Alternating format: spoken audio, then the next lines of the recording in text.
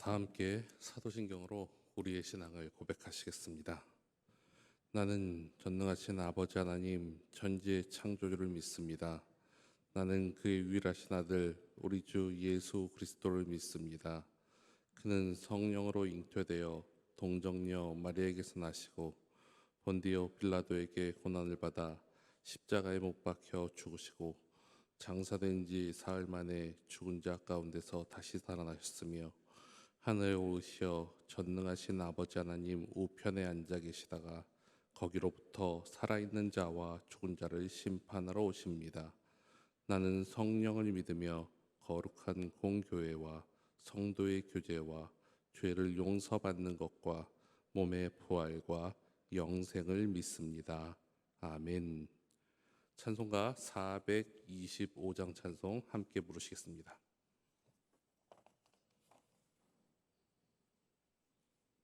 452장입니다.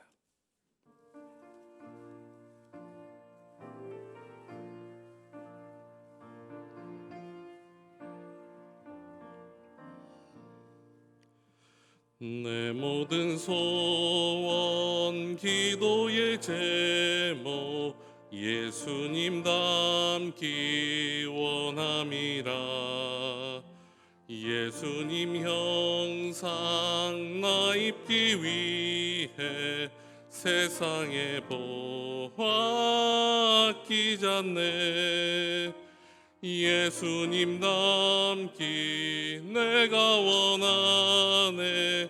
날 구원하신 예수님을 내 마음속에 지금 고도사 주님의 형상 인치소서. 무한한 사랑 풍성한 긍휼 슬픈 자 위로 하시는 주. 길 잃은 죄인 부르는 예수 그 형상 닮게 하옵소서. 예수님 닮기 내가 원하네. 날 구원하신 예수님을 내 마음속에 지금 고도사 주님의 형상 인치소서. 겸손한 예수 거룩한 주님 원수의 멸시 참으시사 우리를 위해 고난을 받은 구주를 닮게 하옵소서. 예수님 닮기 내가 원하네. 날 구원하신 예수님을 내 마음속에 지금 고도사 주님의 형상. 우리 2절부터 다시 부르시겠습니다. 무한한 사랑 풍성한 긍휼 슬픈 자 위로 하시는 주. 길 잃은 죄인 부르는 예수 그 형상 닮게 하옵소서. 예수님 닮기 내가 원하네. 날 구원하신 예수님을 내 마음속에 지금 고도사 주님의 형상 인치소서. 겸손한 예수 거룩한 주님 원수의 멸시 참으시사 우리를 위해 고난을 받은 구주를 닮게 하옵소서. 예수님 닮기 내가 원하네. 날 구원하신 예수님을 내 마음 속에 지금 고도사 주님의 형상 인치소서. 아멘. 이 시간 우리에게 주시는 하나님의 말씀은 구약 성경 에스라 8장의 말씀입니다. 에스라 8장 1절에서 14절까지의 말씀입니다. 에스라 8장 1절에서 14절까지의 말씀을 저와 여러분들이 함께 봉독하시겠습니다. 아닥사스다 왕이 왕위에 있을 때에 나와 함께 바벨론에서 올라온 족장들과 그들의 계보는 이러하니라. 비느하스 자손 중에서는 게르솜이요, 이다말 자손 중에서는 다니엘이요, 다윗 자손 중에서는 핫두스요, 스가냐 자손 곧 바로스 자손 중에서는 스가랴니, 그와 함께 족보에 기록된 남자가 152명이요, 바한 모압 자손 중에서는 스라히아의 아들 엘여호에느니, 그와 함께 있는 남자가 200명이요, 스가냐 자손 중에서는 아하시알의 아들이니, 그와 함께 있는 남자가 300명이요, 아딘 자손 중에서는 요나단의 아들 에벳이니, 그와 함께 있는 남자가 50명이요, 엘람 자손 중에서는 아달리아의 아들 여사냐니, 그와 함께 있는 남자가 70명이요, 스바랴 자손 중에서는 미가엘의 아들 스바랴니, 그와 함께 있는 남자가 80명이요, 요압 자손 중에서는 여히엘의 아들 오바댜니, 그와 함께 있는 남자가 218명이요, 슬로미드 자손 중에서는 요시바의 아들이니, 그와 함께 있는 남자가 160명이요, 베베 자손 중에서는 베베의 아들 스가랴니, 그와 함께 있는 남자가 28명이요, 아스가 자손 중에서는 학가단의 아들 요하난이니, 그와 함께 있는 남자가 110명이요, 아도니감 자손 중에 나종된 자의 이름은 엘리벨렉과 여우엘과 스마냐니, 그와 함께 있는 남자가 60명이요, 비그웨의 자손 중에서는 우데와 사부시니, 그와 함께 있는 남자가 70명이었느니라. 아멘. 우리의 소망 되시는 예수 그리스도의 은혜와 평강과 위로가 여러분들과 늘 함께 하시기를 간절히 축원합니다. 오늘 함께 읽으신 본문 말씀도 읽어보셔서 아시겠지만 참 어려운 말씀입니다. 2장 말씀을 나눌 때처럼 담임 목사님께서 하셨던 것처럼 그 사람들의 이름이 많이 등장하는 본문은 쉽게 그 의미를 찾는 것이 어려운 일입니다. 그러나 본문에서 오늘 이 시점에 이 말씀이 기록된 데는 그 이유가 있음을 우리는 상기하며 오늘 말씀을 깊이 살펴보고자 합니다. 오늘 말씀은 어제 읽었던 7장 말씀과 계속 연결되는 말씀입니다. 제2차 포로 귀환과 그 시점에 기록되었던 에스라의 족보와 계속 이어지는 족보들, 특히 가계의 대표들과 그와 동참한 사람들의 이야기입니다. 어찌 보면 이 본문을 7장과 연결해 볼 수도 있지만 2장과 연결해 보는 것이 또한 재미와 의미를 찾을 수 있을 것 같습니다.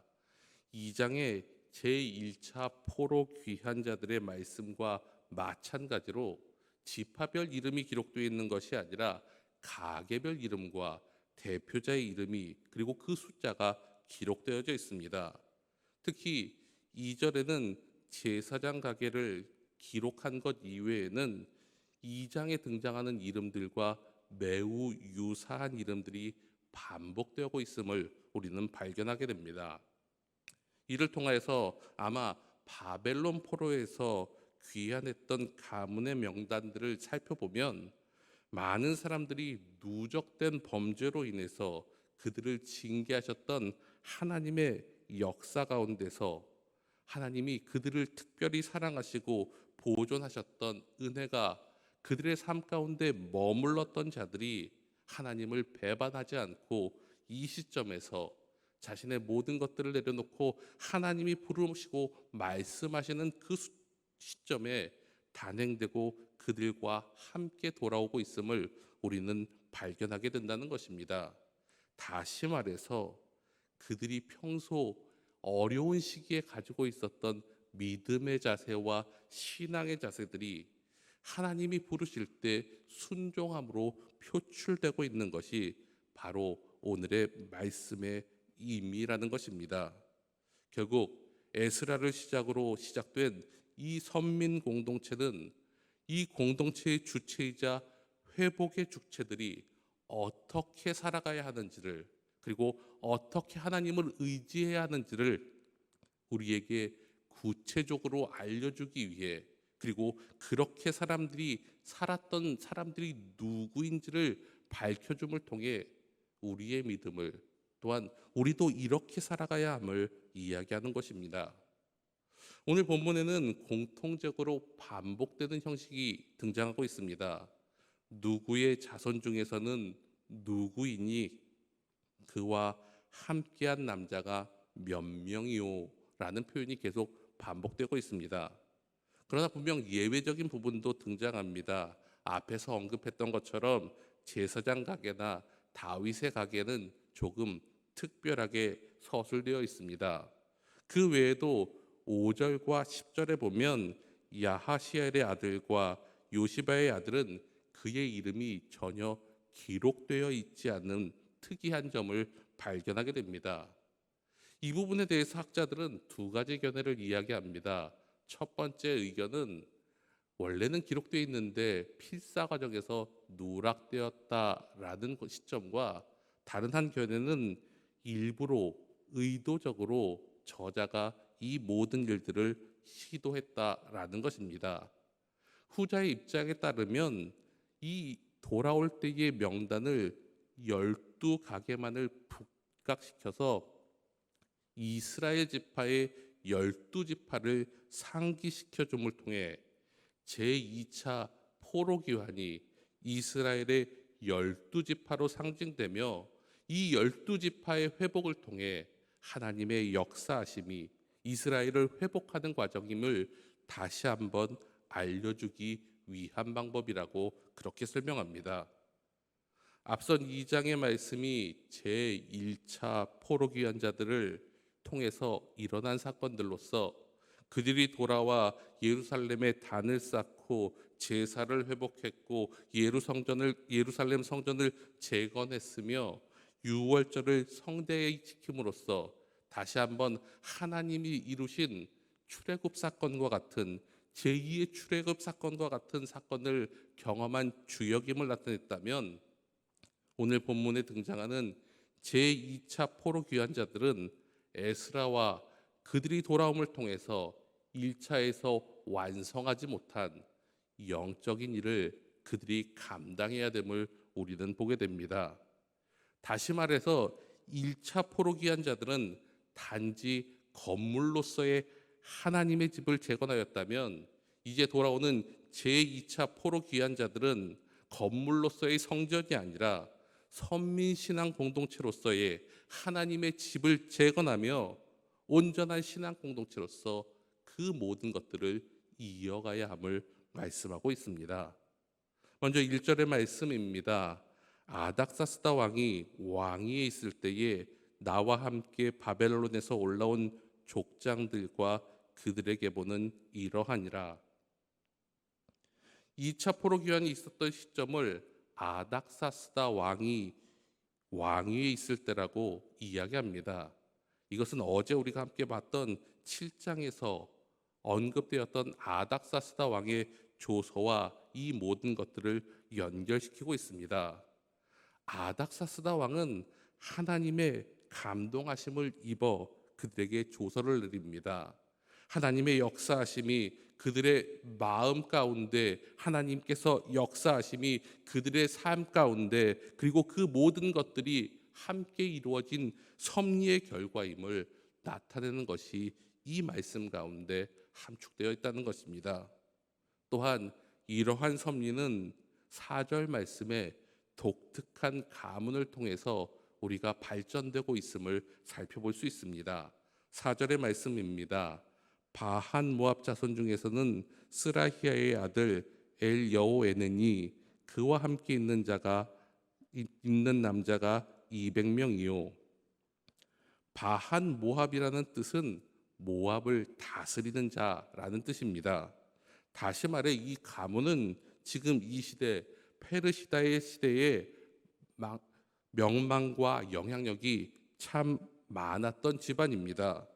그런데 그 후손으로 나오는 사람의 이름은 엘 여호와네입니다. 그 이름의 뜻은 내 눈이 하나님을 바라본다입니다. 이것은 무엇을 의미합니까? 그들이 하나님을 믿어 하나님만을 따른다는 것입니다. 외적으로 보면 그토록 좋고 그토록 힘있고 안정된 가문이 그곳에 있으면 누릴 수 있는 것들이 너무나도 많음에도 불구하고 그것들을 버리고 오직 하나님만을 따른다는 것을 의미합니다.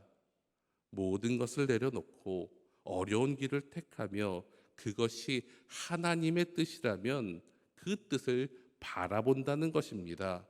그러기에 하나님이 택하신 선민을 살리시기 위한 길에 가보지 않은 길에 나의 모든 것을 내려놓고 그 뜻에 동참함을 나타내는 것입니다.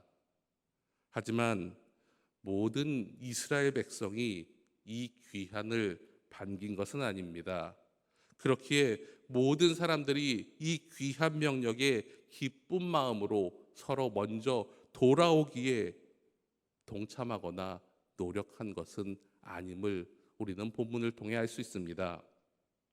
본문에 의하면 제2차 포로 귀환자들은 성인 남자를 기준으로 대략 1775명이라고 합니다.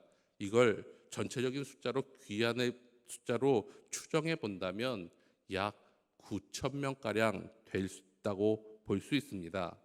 근데 이것을 1차 포로 귀환자의 수와 비교해 본다면 4분의 1도 안 되는 숫자입니다. 분명 그들은 포로였는데 다시 고향으로 돌아가고 자유를 누리고 많은 것들을 행할 수 있는 여건들이 갖추어졌는데 그들은 돌아가려 하지 않았다는 것입니다. 1차 포로 귀환이 있은 지 80년이 흐른 그들은 이제는 예전과 같은 사람이 남지 않았습니다. 끌려갔던 사람들이 아니라 그곳에 정착하며 자란 사람입니다. 예루살렘을 그리워하기보다는 현재의 자신이 가지고 있는 것에 더 많은 안주와 미련을 가졌던 사람들입니다. 그러기에 선뜻 돌아오는 것을 택하지 않았습니다. 그러기에 지금 이 명단에 있는 사람들, 그 사람들은 안정된 삶, 익숙한 삶, 하나님이 원하시는 것들을 바라보는 삶, 그것들을 구분하며 하나님께 원하시는 일들을 시작한 사람들이라는 것입니다.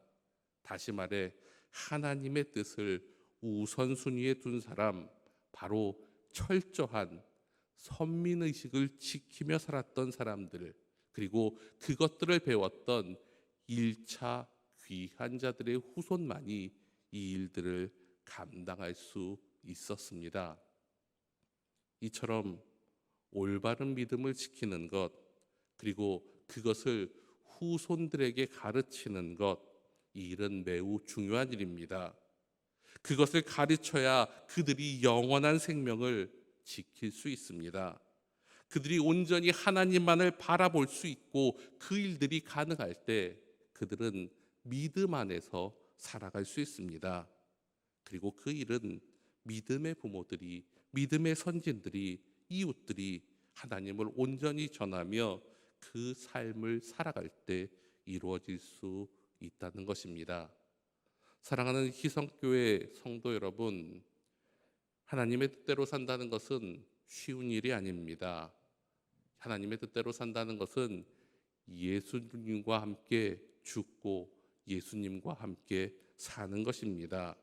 그리고 그렇게 살 때는 삶 가운데 매우 중요한 결단의 시기가 우리에게 도래합니다. 그 일을 온전히 하나님의 뜻대로 결정하고 실행할 수 있는 사람은 하나님의 약속만을 기억하는 자들이 이룰 수 있고 행할 수 있고 그 일을 통해 하나님과 함께할 수 있습니다. 이스라엘 백성들은 포로 시절을 보내면서도 하나님의 약속을 기억하며 그때를 기다린 자와 그때를 기다리지 못한 자로 구분되었습니다. 그리고 그때를 기다린 자들의 명단이, 그 약속을 믿으며 그 걸음을 옮긴 자들의 명단이 바로 오늘 본문에 기록되었습니다. 사랑하는 희성교회 성도 여러분, 여름철이 되면 많은 교회들이 아이들에게 여름 성경학교와 수련회를 통하여 하나님의 말씀을 가르치고 하나님을 만날 수 있는 기회들을 만들어 줍니다. 참 귀한 일입니다. 그러나 무엇보다 중요한 것은 이러한 일들은 교회에서만 하는 것이 아니라 오히려 가정에서 이루어져야 한다는 것입니다. 일주일에 1시간이나 1년에 2, 3일만 정도면 집중해서 한다면 다 이루어지는 것이 아니라 오히려 더 많은 시간을 함께하는 가정에서 이루어지는 신앙 교육이 더 크고 더 아이들의 삶 가운데 적용될 수 있다는 것입니다. 그리고 그러한 삶을 통한 교육이 우리 아이들이 하나님의 말씀을 떠나지 않고 하나님의 뜻대로 살 수 있는 힘을 길러줍니다. 그리고 그러한 교육은 가정과 교회가 함께할 때 시너지 효과가 날 수 있다는 것입니다. 그리고 그런 믿음 안에서 자란 사람들만이 하나님께서 부르실 때 나에게 주어진 지금의 환경의 안일함을, 안정됨을, 즐거움을 내려놓고 하나님의 말씀에 더 순종히 하며 나아갈 수 있습니다. 그렇기에 말씀을 머리로가 아닌 삶으로 체득할 때 그 믿음은 살아있는 믿음이 될 것입니다. 그 믿음은 우리의 영혼을 살릴 것입니다. 그리고 그런 믿음을 가진 사람들이 저와 여러분들, 그리고 여러분들의 자녀들이 되시기를 간절히 축원합니다. 기도드리시겠습니다.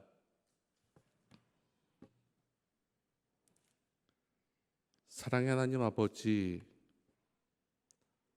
오늘도 주님 앞에 나왔습니다. 또 다른 하루를 주신 주님, 주님과 함께 주님의 이름으로 새 하루를 엽니다.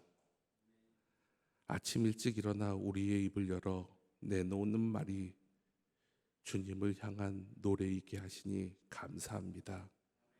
주님을 향한 찬양이게 하시니 감사합니다.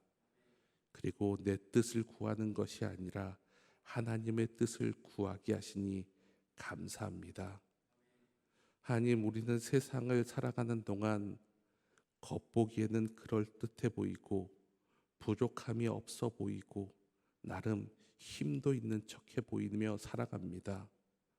그러나 속을 들여다보면 보잘것없고 나약하고 미래에 대한 두려움으로 가득 차 있으며 때로는 다른 사람들에 대한 열등감으로 아파가고 나약한 건강에 대해 걱정하며 불안해하는 그저 흙으로 돌아가야 할 사람임을 고백합니다.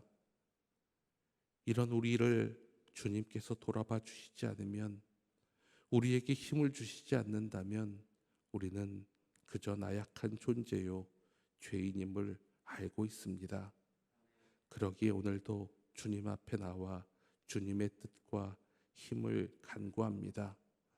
오늘도 하나님께서 우리를 인도하여 주셔서 크신 권능과 능력으로 우리를 붙잡아 주시기를 간절히 기도합니다. 성령님께서 우리와 함께하여 주셔서 우리에게 좋은 생각을 주시고 넓은 마음을 주시며 믿음 가운데 사랑의 동력으로 하나님의 뜻으로 용서할 수 있는 용기와 힘으로 하루를 살아가게 하여 주시옵소서. 이 나라를 사랑하시는 하나님, 우리 주위의 소외된 이웃들을 기억하게 하여 주시옵소서. 무더위와 묻지마 폭력 가운데, 그 공포 가운데 하나님 하루하루를 살아가고 있습니다. 그들의 건강, 우리의 건강, 우리의 안전, 모든 것 지켜주시옵소서. 또한 태풍 소식으로 인해 마음이 분주한 사람들이 많습니다. 그럴수록 나를 지켜보시고 도움을 베푸시는 하나님을 바라보며 구하게 하옵소서. 또한 북한 동포들을 위해 기도합니다. 그들을 기억하여 주시옵소서. 특히 북한의 그리스도인들을 긍휼히 여겨 주시옵소서. 위로하여 주시고 하나님 통일의 때를 꼭 허락하여 주셔서 우리와 함께 하나님을 높이며 정말 포로기에 돌아온 이스라엘 백성들처럼 하나님을 찬양하는 것이 기쁨이 되는 믿음의 삶 누릴 수 있도록 허락하여 주시옵소서. 악한 정권이 무너지고 온전히 하나님만 섬기는 나라 되게 도와주시옵소서. 또한 우리나라 위정자들에게 하나님의 지혜를 허락하여 주시옵소서. 정치 봉감과 내탁 공방만 하지 않고 온전히 수도를 뒤돌아보며 올바른 정의를 논하고 올바른 정치를 하게 하옵소서. 대통령을 비롯한 지도자들이 나라와 민족을 사랑하는 마음을 충만하게 가지게 하시고 국민을 위한 우선순위가 무엇인지 깨닫게 하시며 진심으로 국민을 섬기는 정치가들 되게 하여 주시옵소서. 보이는 정치하지 않게 하시고 사랑하며 낮아지는 정치하게 하여 주시옵소서. 사람을 창조하시고 치료하시는 하나님, 오늘도 연약한 사람들을 위해 기도합니다. 우리 가정과 교회의 환우들을 낫게 하여 주시옵소서. 그들에게서 병이 떠나가게 하여 주시옵소서. 다양한 질병으로 인해 검사를 받아야 하는 사람, 수술 후 완쾌 중인 사람, 재활하며 온전해지기를 소망하는 사람, 이 모두가 하나님의 능력을 기대하며 소망하고 기도합니다. 한 사람 한 사람 하나님께서 생명의 손으로, 창조의 손으로 만져주시고 붙잡아 주시며 그들에게 일어나라 말씀하여 주시고 고쳐주시옵소서. 그 몸에 생기를 불어넣어 주시고 온전히 기쁨을 누리며 살아가게 하여 주시옵소서. 교회의 머리 되신 주님, 주님의 몸된 희성교회를 저희에게 허락하여 주심을 감사드립니다. 돌아오는 주일은 창립 69주년이 되는 주일입니다. 지나온 세월들을 뒤돌아보며 우리에게 있었던 감사의 제목들, 아픔의 제목들, 기도의 제목들, 잘못의 제목들 하나님께 고백하게 하시고 자복하게 하시며 회개하게 하시고 하나님께서 우리에게 허락하실 일들을 기대하며 그 일들을 준비하며 나가는 저희들 되게 도와주시옵소서. 그리고 우리에게 부어주실 영적 회복과 영적 부흥이 우리 가운데 차고도 넘치게 도와주시옵소서. 그 귀한 사명을 위해 하나님께서 귀하게 세우신 담임 목사님을 영육간에 붙들어 주시고 모든 것들을 더하여 주시옵소서. 성령의 능력, 하나님의 지혜, 하나님께서 원하시는 일들을 감당하는 그 용기가 하나님의 뜻 가운데 이루어지게 도와 주시옵소서. 쉼을 통해 영적으로 육적으로 재충전되게 하시고 회복을 통해 더 많은 사람들을 위해 기도하는 기도의 종, 사랑의 종 되게 하나님 이끌어 주시옵소서. 그리고 말씀과 기도와 사랑과 성령의 능력으로 성도들이 하나 되기를 위해 더욱 간구하는 기도의 제목들이 능력 가운데 이루어지고 역사하게 도와 주시옵소서.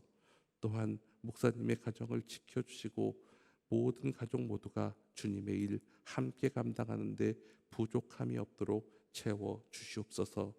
더 나아가 함께 사역하는 부교역자들과 교육부교역자들, 교회 직원들에게도 성령의 능력을 충만하게 하여 주시옵소서.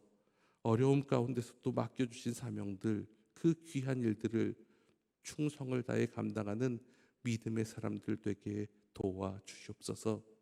이제 각자에게 맡겨주신 자리로 나아갑니다. 들은 말씀을 마음에 새기게 하시고 받은 말씀대로 하나님께서 주신 믿음을 우리 가정에게, 이웃에게 가르치며 지키게 하며 삶으로 나타내는 백성 되게 하여 주시옵소서. 오늘도 하나님의 주권 앞에 우리가 놓여 있음을 인정하고 오늘도 우리를 인도하실 하나님의 일들을 기대하며 감사하고 주님과 동행하는 하루 되게 하여 주시옵소서. 언제나 우리와 함께 계시는 예수님의 이름으로 기도하옵나이다. 아멘.